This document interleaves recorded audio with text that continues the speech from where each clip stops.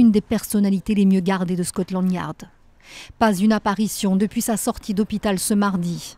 Convalescente, c'est sur le site de la police britannique qu'elle prend enfin la parole.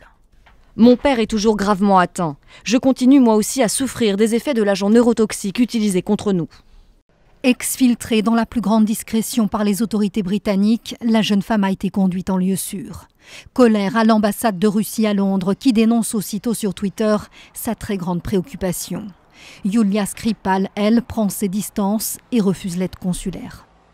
Pour le moment, je ne souhaite pas utiliser leurs services. Mais si je change d'avis, je sais comment entrer en contact avec eux.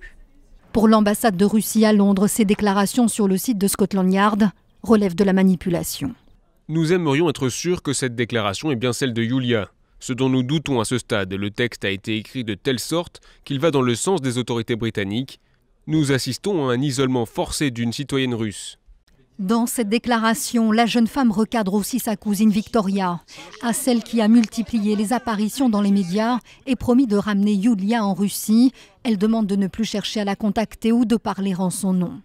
Dans cette affaire d'empoisonnement qui a créé l'une des plus graves crises diplomatiques entre la Russie et le Royaume-Uni depuis la guerre froide, tout désigne Moscou, a rappelé une nouvelle fois lundi la première ministre Theresa May.